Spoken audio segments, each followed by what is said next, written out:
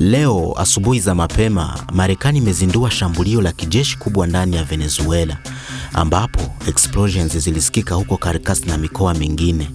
Ripoti za mashahidi zinasema angani kulikuwa na ndege za jeshi na milipuko mingi ikapiga karibu na vituo vya kijeshi. Taarifa za Marekani zinaeleza kuwa shambulio hilo lilikuwa sehemu ya operesheni iliyopangwa kwa miezi iliyopita dhidi ya serikali ya Rais Nicolas Maduro, ambayo Marekani imekuwa ikihukumu kwa madai ya narcoterrorism na matumizi ya rasilimali vibaya. Rais wa Marekani Donald Trump ametangaza kupitia mtandao wake wa kijamii kwamba Rais Maduro na mkewe wamechukuliwa na jeshi la Marekani na kufikishwa nje ya nchi. Anasema operesheni ilifanikiwa kama sehemu ya shambulio kubwa la kijeshi. Hii ni hatua kubwa zaidi ya kijeshi kwa Marekani dhidi ya nchi nyingi huko Amerika ya Kusini katika miaka hivi karibuni.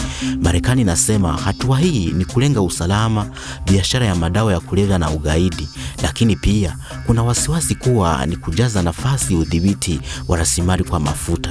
Serikali ya Maduro imeita hii uvamizi wa kikatili dhidi ya nchi yao na imeitaka wananchi kuchukua misimamo wa kitaifa kulinda taifa.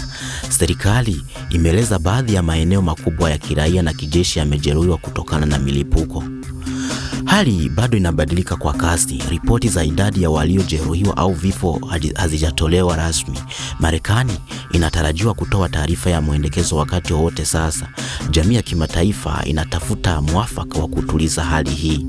Usisahau kufanya subscribe, kubonyeza like na kugonga kengele ili upokee update za moja kwa moja kwenye channel yetu ya Flash Africa.